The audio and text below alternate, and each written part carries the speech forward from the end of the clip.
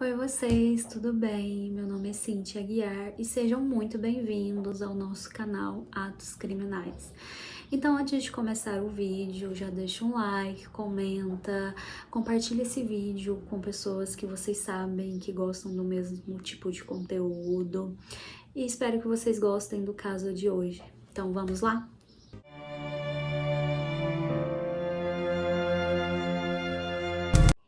O caso de hoje é sobre Amy Binney. Amy nasceu em 9 de janeiro de 1957. Ela era filha de Susan e de Ned Binney. A Amy nasceu em Manhattan, em Nova York, e seu nascimento foi um grande acontecimento para a família. A sua mãe já havia tentado ter filho umas 5 vezes e ela sempre perdia esses filhos espontaneamente. Então, o nascimento da Billy realmente foi uma grande realização para a família. Logo depois nasceu também o seu irmão mais novo, o Josh, e eles eram uma família muito estável, muito unida. E o Ned, o pai da Amy, e a Susan, eles trabalhavam com artes. Então, em 1968, eles visitaram Coconut Grove, que é um bairro muito requintado em Miami, na Flórida. E a Suzy, em particular, gostou muito do lugar, porque realmente é um local que qualquer pessoa gostaria de morar. Contava com longas avenidas arborizadas, um clima ameno, além disso, ficava próximo à praia e tinha uma grande quantidade de galerias de arte, que era o que o Ned trabalhava. Além disso, possuía vários cafés requintados e era um local realmente turístico, recebia vários visitantes. Então a Susan pensou que poderia ser um ótimo local para ela e o Ned se estabilizarem e também para a criação dos filhos. Eles queriam que os filhos tivessem uma adolescência tranquila, e já nessa época Manhattan já não era mais um lugar tão tranquilo assim, então eles se mudaram para Coconut Grove em 1968, quando a Amy tinha 11 anos. A Susan conta que a Amy gostou muito do lugar, ela ficou realmente apaixonada. Ela era muito novinha, mas ela fazia questão de tirar fotos e escrever carta para os amigos falando sobre o local, como era bonito. E a Amy, ela tinha uma grande facilidade em fazer amizades. Ela era uma pessoa extrovertida, alegre, espontânea, uma pessoa realmente com quem qualquer pessoa gostaria de se relacionar. Então não foi muito difícil para ela nem para o irmão se adaptarem. Logo eles começaram a se sentir em casa. A família da Amy, ela era muito estável, muito bem estabelecida. Eles foram estudar numa ótima escola da região. Era uma escola alternativa. Cabe lembrar que a gente está falando da década de 70, 60, 70. O Josh conta que a irmã dele era uma típica adolescente da época, que ela tinha um estilo todo hippie. Ela era uma pessoa que acreditava muito sobre a forma como você tratava as pessoas, é a forma como você iria receber aquilo da vida. Então ela era muito ingênua nesse sentido. A mãe conta que ela não acreditava que alguém pudesse fazer qualquer mal a ela, uma vez que ela não desejava mal para ninguém. E ela era muito conhecida entre os amigos porque ela adorava tocar violão e flauta, ela gostava muito de cantar também. E isso ela tinha como hobby e era em decorrência também do pai dela incentivar, porque antes de se mudarem ele tocava numa banda, então ela gostava muito de música. Além disso, ela gostava de ler e escrever poesias. Então eles tiveram um tempo tranquilo em Miami, eles gostavam muito do local e eles tinham uma rotina bem estabelecida. Na verdade, tanto o Josh quanto a Amy, eles tinham total liberdade para ir e vir, fazer o que eles quisessem, porque ambos eram muito maduros e responsáveis, eles sempre cumpriam com as obrigações, então a mãe sempre deixavam eles muito à vontade. Além disso, eles moravam numa região muito tranquila e ela não se preocupava muito por isso. Dia 5 de março de 1974, porém tudo mudou. Nesse dia, todos acordaram pela manhã, como rotineiramente, se prepararam para o café da manhã. Na verdade, no dia anterior, a Amy e a sua mãe teve uma pequena discussão, porque a Amy saiu para ir à casa de um amigo assistir a estreia de um colega que estava estreando na TV como comediante.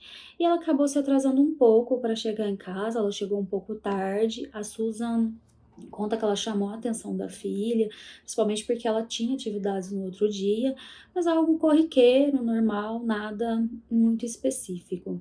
Então todos se prepararam, a Amy e o Josh foram para a escola, o Ned foi para a galeria em que ele administrava e a Susan ficou fazendo algumas tarefas domésticas naquele dia. Por volta da hora do almoço, cerca de 11h30, a Susan ela saiu. Ela havia combinado com uma amiga de passar a tarde na praia, então ela acabou saindo e 10 minutos depois, por volta de 10 para o meio-dia, a Amy chegou em casa e ela comeu um iogurte porque a mãe viu que ela deixou a embalagem sobre a pia e ela ligou para o pai. Ela ligou para o pai e pediu a ele que ele pudesse dar ela um dinheiro, pois ela havia combinado com os amigos de almoçar no parque e passar a tarde toda lá, conversando, tocando violão. O pai disse que tudo bem, que ele daria a ela o dinheiro, mas que entretanto ela deveria ir até a galeria buscar esse dinheiro. A Amy então disse que tudo bem, que logo ela passaria e tudo correu normalmente naquele dia. No final da tarde, a Susan ela retornou para casa, o Ned também. Inclusive, ele falou para a Susan sobre o fato da Amy ter pedido um dinheiro, mas que ela não foi buscar na galeria esse dinheiro. A Susan disse que tudo bem, que de repente ela encontrou um dinheiro na bolsa ou em casa e ela viu que ela não precisava mais daquele dinheiro, por isso ela não apareceu na galeria. O Josh também retornou das atividades dele e a Susan começou a preparar o jantar. Com o passar do tempo, a Susan começou a ficar um pouco preocupada, pois já estava chegando a hora do jantar e eles sempre se sentavam juntos para jantar, uma vez que durante o almoço, o horário de almoço, isso não era possível devido ao trabalho e atividade de todos eles. Só que a Amy não apareceu. Isso soou muito estranho para a Susan, porque a Amy sempre avisava quando ela iria atrasar ou quando não daria tempo dela chegar, pois realmente era algo importante para a família. Por volta das 8 horas da noite, a Susan, muito preocupada, ela ligou para um amigo da família, que era um detetive, o Gonzales, e ela falou sobre o ocorrido, que a Amy não tinha aparecido para o jantar e que, além disso, ela havia ligado para uma amiga dela, a Kate, e havia perguntado se ela esteve com a Amy naquela tarde. A Susan disse que ela não viu a Amy durante a tarde, que inclusive elas haviam combinado de ir até o parque e a Amy não apareceu. Além disso, ela estava muito brava porque ela tinha combinado com a Amy que a Amy deveria entregar um calçado que ela havia emprestado para ela e a Amy não apareceu. Ela contou isso pro detetive, o detetive ouviu, ele não achou que aquilo poderia se tratar de uma coisa mais grave. Na verdade, a princípio, ele achou que se tratar de um caso de adolescente que tá ficando um pouco mais na rua, que esqueceu de avisar. Então ele disse para a família ficar tranquila, ficar calma, que logo a Amy retornaria para casa e que não havia necessidade de um alarde por causa disso. O tempo foi passando, a Amy começou a entrar em contato com amigos da Amy, pessoas conhecidas, para saber se ela estava em algum local com alguém, se alguém a tinha visto, e ninguém sabia da Amy. Então, toda noite a família passou em alerta, esperando uma notícia ou que a Amy chegasse, e nada aconteceu. Às 6 horas da manhã, a Susan novamente pegou o telefone, ligou para o amigo da família, que era detetive, o Gonzales, e informou que a Amy não havia retornado e que aquilo era muito estranho e que aquilo não fazia o perfil da Amy e que algo deveria ter acontecido. Novamente, ele disse que não era para ela se preocupar, pois a Amy logo retornaria e que era para ela ficar calma. Mas imagina, ela não conseguiu ficar calma, a filha dela não deu notícia e estava desaparecida e ela queria encontrar a filha dela. Então, novamente, ela começou a ligar para amigos da família, para amigos da Amy e começou a movimentá-los no sentido de sair pela cidade, pelas ruas, procurando a Amy para ver se eles encontravam alguma coisa, de repente ela havia passado mal. E todos começaram a sair à rua e nada, ninguém encontrou absolutamente nada. Alguns trabalhadores da construção civil que trabalhavam próximo à casa da Amy disse tê-la visto naquela tarde, por volta da hora do almoço, na terça-feira. no dia 5 e eles disseram que ela estava pedindo carona na avenida. Isso não pareceu tão perigoso, porque era uma coisa que eles sempre faziam. O Josh e a Amy, eles sempre pegavam carona para transitar entre a casa, a galeria ou a escola, ou os lugares que eles gostariam de ir. Isso na época era uma prática muito comum. Aí eles notaram que ela entrou, segundo eles, em uma van que era branca ou bege, eles não souberam dizer muito bem. Entretanto, eles não anotaram a placa, então era impossível achar quem provavelmente teria dado carona para ela. Como a família e os amigos começaram a sair às ruas, eles também começaram a deixar panfletos nos muros, nos postes, com o telefone da família, pedindo informações. Então, várias pessoas começaram a ligar, dizendo que viu a Amy, que ela tinha entrado em uma van, outros disseram que ela tinha subido na garupa de uma moto, outros disseram que ela tinha entrado num Jeep verde. Então, ninguém sabia ao certo o que tinha acontecido. A polícia não deu a menor bola para esse caso desde o princípio. Eles só começaram a andar às ruas à procura da Amy por muita insistência da família e dos amigos. E uma nota de desaparecimento só foi colocada no jornal 5 dias após o desaparecimento da Amy, ou seja, somente no dia 10 de março. E assim mesmo uma pequena nota, porque a polícia acreditava se tratar de um caso de fuga. Isso nunca não fazia sentido para Susan, nem para a família, nem para os amigos, pois a Amy, ela tinha total liberdade. Ela podia fazer o que ela queria, a mãe dava a eles essa liberdade, então não tinha por que ela fugir. Além disso, ela tinha planos. Em 2 semanas, ela se formaria no ensino médio e ela estava planejando passar o verão em Manhattan junto com os amigos dela, passar o verão conversando, passeando. E logo em seguida, ela tinha planejado se matricular no curso de teatro, que era algo que ela gostaria de fazer muito e o qual ela vivia falando sobre. Então não tinha um motivo pelo qual ela fugir. A Susan chegou a ligar para amigos em Manhattan, falando caso ela aparecesse para eles telefonar, para eles falar. Ela estava desesperada por notícias, mas infelizmente ninguém em Manhattan também teve notícias da Amy. A Susan, ela começou a perceber, né, que a polícia realmente não estava fazendo muito caso do que estava acontecendo. Então, ela e o esposo contrataram um detetive particular, o Frank Rubinho, que era um ex-agente secreto e que entrou no caso na tentativa de ajudar, tentar identificar, achar onde a Amy poderia estar. Além disso, a Susan, ela movimentou, né, familiares, amigos, todo mundo ao redor, para fazer um fundo de recompensas. Esse fundo tinha como objetivo pagar uma recompensa caso alguém tivesse alguma informação com relação a Amy que pudesse ajudar a família a chegar até ela. Então, a partir daí, eles começaram a receber várias ligações com as mais variadas informações possíveis. Algumas pessoas disseram ter visto a Amy trabalhando no veleiro, outros disseram, outra pessoa disse tê-la visto trabalhando como garçonete na Jamaica. Teve um médium que foi até a TV e começou a falar sobre o caso. E muitas pessoas começaram a ligar realmente. Só que uma dessas ligações chamou a atenção da Susan, porque a pessoa falou que provavelmente a Amy deveria ter sido sequestrada por um grupo de motoqueiros. E esse grupo de motoqueiros era um grupo muito famoso nos Estados Unidos na época, porque eles andavam todo o país. Naquela época eles estavam em direção ao norte e Coconut Grove era um local por onde eles passaram. Então essa pessoa diz que provavelmente ela poderia ter sido raptada por eles. E essas pessoas, esses motoqueiros, conhecidos como The Outlaws, eles eram famosos por reunir o mais variados tipos de pessoas. Inclusive, havia pessoas ali envolvidas em crimes como assassinatos, homicídios, mas havia também pessoas que simpatizavam com o grupo e faziam parte do grupo, ou encontravam com eles em locais onde eles paravam, porque eles tinham como lema de vida uma total liberdade e também não seguir nenhuma regra. Eles eram pessoas avessas às leis.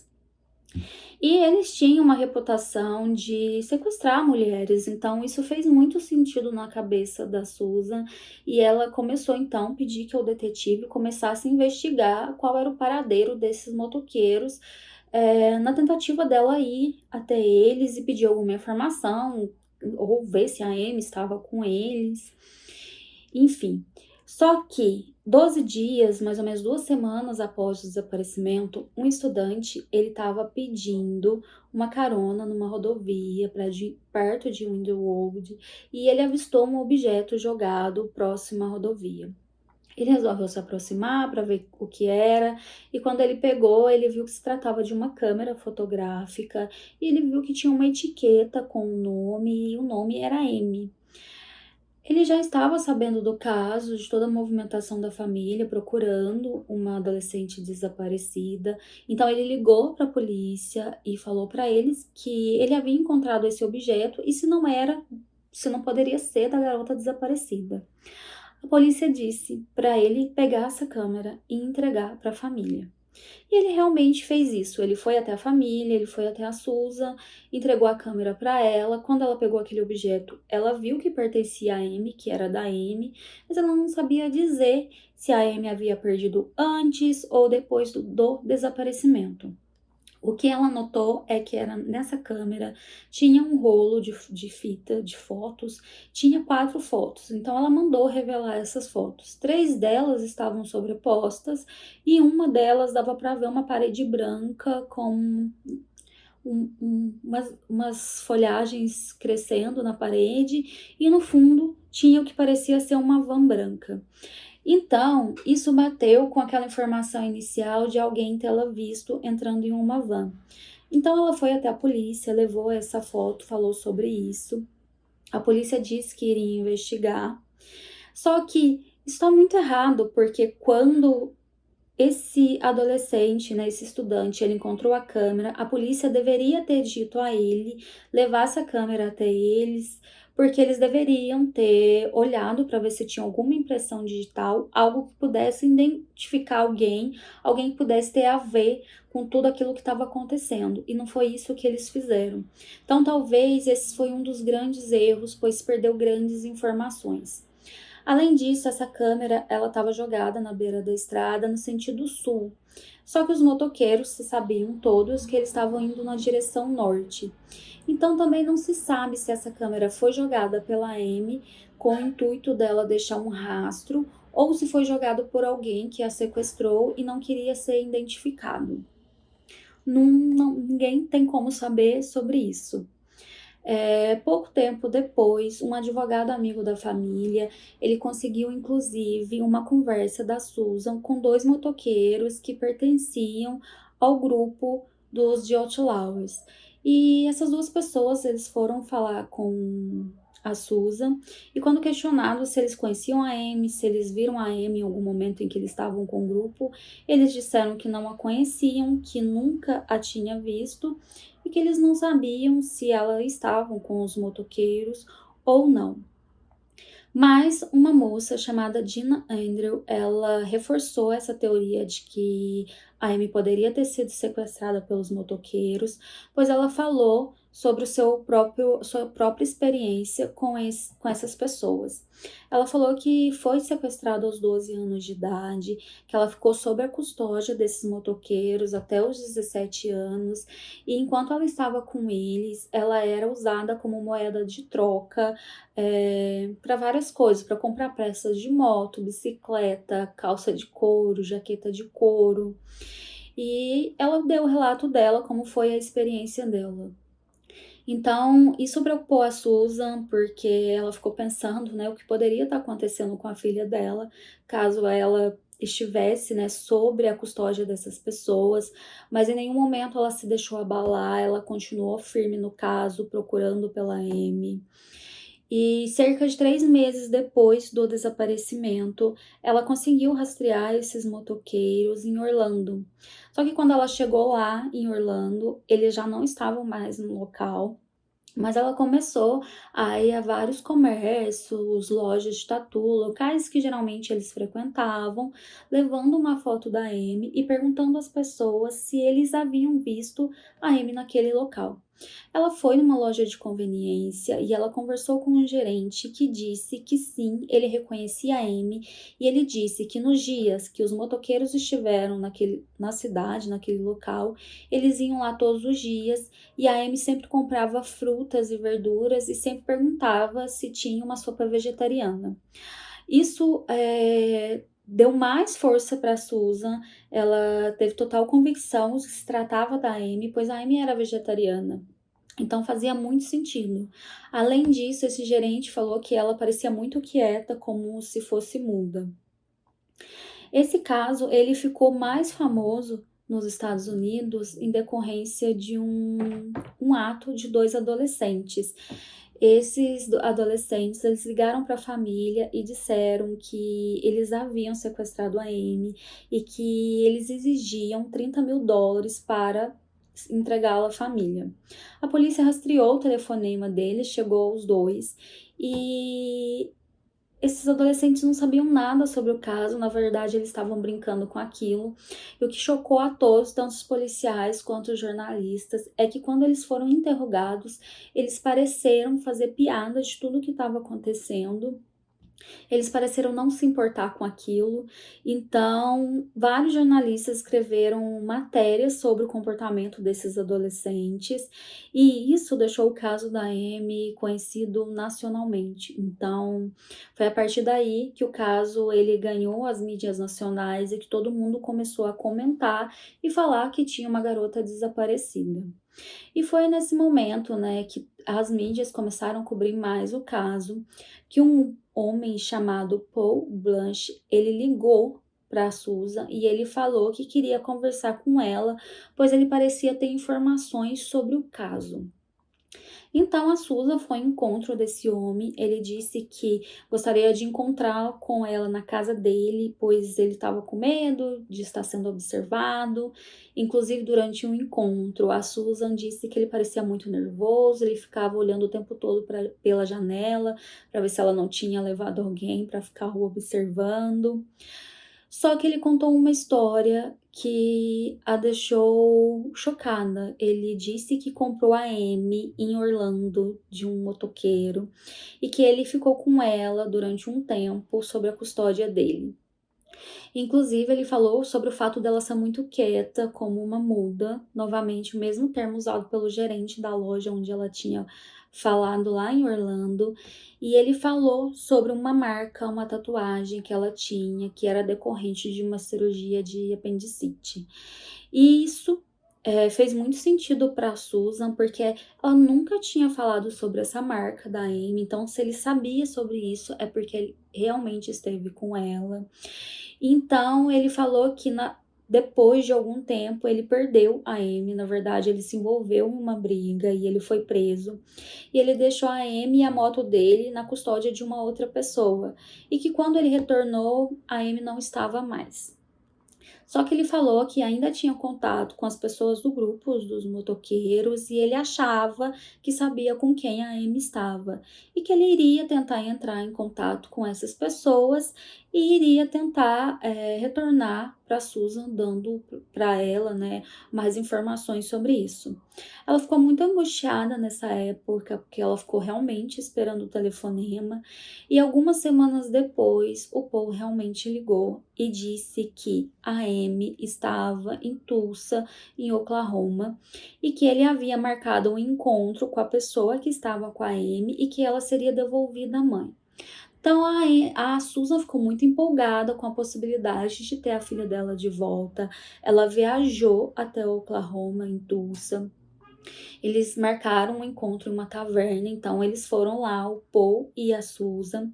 Só que quando eles chegaram lá, o Paul se envolveu em uma briga, ela não sabe exatamente o que aconteceu, foi a maior confusão. Aí alguém retirou ela do local, colocou ela dentro de um táxi, e esse táxi levou ela novamente pro hotel onde ela estava. Depois disso, nunca mais ela falou com o povo, então ela não sabe, realmente o que aconteceu, se realmente a Amy seria entregue, se ele brigou com a pessoa que estava com ela. E o tempo foi se passando sem nenhuma informação. Claro que ela recebia várias ligações, os mais variados tipos de local, de pessoas dando informações, sobre avistamentos, possíveis avistamentos. Só que, nesse caso, quando a polícia ia verificar e viam que realmente não se tratava da Amy, então foi um momento de turbulência para a família. O Josh, ele conta como a família dele foi desgastada por todos esses acontecimentos, inclusive o pai da Amy, o Ned, ele não lidou bem com toda a situação, ele começou a beber muito, ele começou a fumar muito, ele não ajudava tanto a Susan nas buscas, nas viagens, ele se tornou uma pessoa muito introspectiva, uma pessoa totalmente diferente de quando antes, né, do acontecimento. Então foi um grande choque para a família. Em 1977, pode ser também decorrente de todos os acontecimentos, a Susan ela teve um ataque cardíaco, então ela ficou impossibilitada durante algum tempo de continuar procurando pela Amy, mas assim que ela recuperou as suas forças, ela voltou novamente à busca pela filha dela. Nessa época ela já tinha conseguido a ajuda do FBI, pois inicialmente eles não entraram no caso, pois sem um pedido formal da polícia local, eles não conseguiam fazer isso. Mas à medida que o caso ele foi ganhando fama nacional, o FBI entrou no caso, ele também começou a investigar. Só que as informações, os relatos, eles foram ficando menos frequentes com o passar dos anos. Foi em 1979, uma das últimas pistas foi de uma pessoa que ligou e disse ter visto a Amy em uma parada de caminhão em Reno, em Nevada, e essa pessoa disse que ela parecia estar precisando desesperadamente de ajuda. O FBI conseguiu rastrear os passos dos motoqueiros e viu que esse grupo realmente passou pelo local, mas eles não conseguiram verificar que a Amy realmente estava com eles, que ela esteve no local. Esse caso, ele ficou muitos anos sem nenhuma informação, porque a gente sabe que com o passar dos anos, sem nada novo, nada acontecendo, as pessoas vão esquecendo, a mídia vai esquecendo, outros casos vão ocorrendo, mas a Susan em nenhum momento ela deixou de procurar, ela continuou mantendo fundo de recompensa, ela continuou pedindo ajuda por investigadores particulares, ela continuou insistindo com a FBI para que nunca abandonasse o caso, continuasse investigando. Em 1992, a última pista sobre o caso foi de uma investigadora particular na Inglaterra que disse que estava trabalhando com um colega e que esse colega fez um relato para ela que ela imediatamente ligou o caso da Amy. Esse colega disse que estava em uma agência de correios quando um motoqueiro se aproximou e ofereceu a ele uma garota, dizendo que ela era originária de Nova York e que ele gostaria de vendê-la, e que ela era muito obediente, quieta e muda. Os mesmos termos usados pelo gerente de conveniência e de outras pessoas que disseram ter estado com a Amy. Esse colega contou isso a essa investigadora que sabia do caso da Amy lá nos Estados Unidos e ela fez essa conexão. Inclusive, ela chegou a falar com a Susan sobre isso, só que infelizmente eles não conseguiram rastrear quem era esse motoqueiro, até porque esse colega de trabalho, que também era um investigador que estava lá na agência de correios, ele faleceu, então foi impossível obter mais informações dele, dessa experiência que ele teve em contato com esse motoqueiro. Em 1992 também aconteceu um fato terrível, infelizmente, o Ned, ele faleceu, ele foi diagnosticado como um câncer de pulmão, possivelmente foi em decorrência dos longos anos fumando, e infelizmente ele veio a óbito sem saber o que aconteceu com a filha dele. Em 1995, teve um fato importante, que é o seguinte: a Susan, ela sempre recebia ligações, mas por mais de 20 anos, por cerca de 21 anos, sempre uma pessoa ligava para ela falando muitas vezes que a Amy estava viva, que ela estava bem, mas ao mesmo tempo essa pessoa, ela ficava um pouco estranha, fazia alguns comentários estranhos, alguns comentários obscenos, e essa pessoa ligou para Susan por anos. E o FBI nunca conseguiu rastrear para saber quem era. Na verdade, toda vez que eles rastreavam o telefonema, eles chegavam a um local que se tratava de um telefone público, então eles nunca chegavam à pessoa que ficava fazendo aqueles telefonemas. Até que em 1995, essa pessoa ela foi descuidada e ela ligou do telefone celular. Então a polícia conseguiu chegar a um homem chamado Henry Johnson Blair. Henry era uma pessoa acima de qualquer suspeita. Ele tinha um bom emprego, ele era um servidor da alfândega dos Estados Unidos, aparentemente uma pessoa estável. E quando ele foi interrogado para a polícia sobre aqueles telefonemas, sobre o caso da Amy, se ele tinha alguma relação, ele disse que ele não conhecia a Amy, que ele não sabia quem ela era e que ele ficou sabendo sobre o caso pelo noticiário e então ele começou a fazer as ligações. Mas ele não soube dizer exatamente por que ele fazia aquelas ligações e ele disse que poderia ser pelo fato dele ter um transtorno obsessivo compulsivo e, além disso, ele era alcoólatra. Ele foi acusado por 3 acusações com relação a assédio a Susan e, além disso, ele teve que pagar uma indenização a ela de 5 milhões pelos longos anos em que ele ficou a assediando.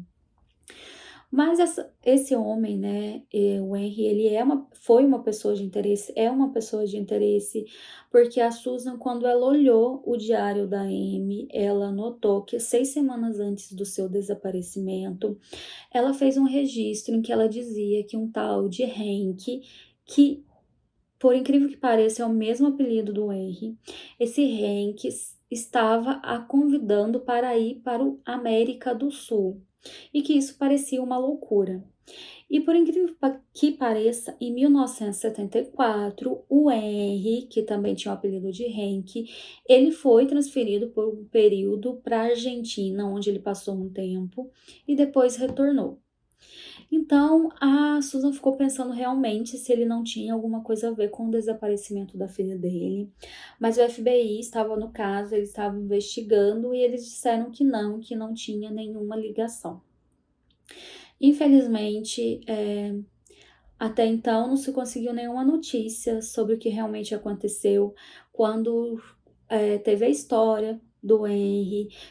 Todos acreditavam que ele poderia ser a pessoa responsável pelo caso, porque havia muitas coincidências.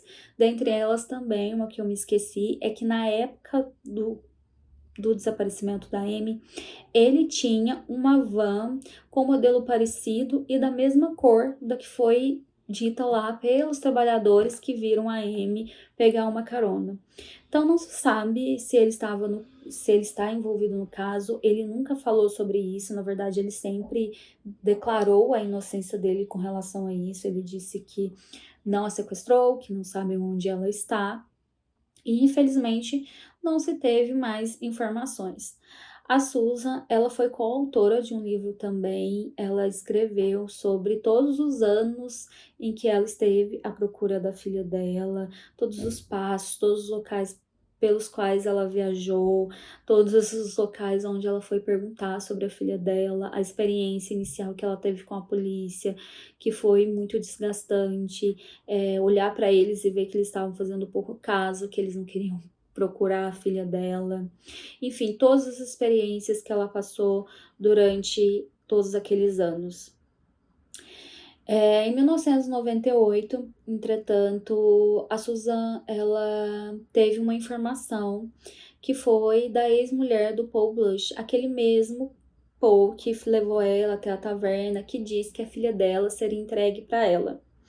Esse Paul, ele ficou muito doente e, segundo a sua esposa, no leito de morte, ele disse ter, né, o que realmente aconteceu com a Amy no dia do desaparecimento dela. Segundo essa mulher, o Paul confessou que a Amy realmente foi sequestrada pelos motoqueiros e que ela morreu na mesma noite do dia em que ela foi sequestrada. Ela estava na festa junto com esses motoqueiros, segundo o relato dele, e eles estavam bebendo, eles passaram um pouco da conta. E eles começaram a mexer com a Amy, ela não gostou, ela começou a resistir, então eles começaram a injetar alguns ilícitos, ela infelizmente não aguentou e morreu de overdose.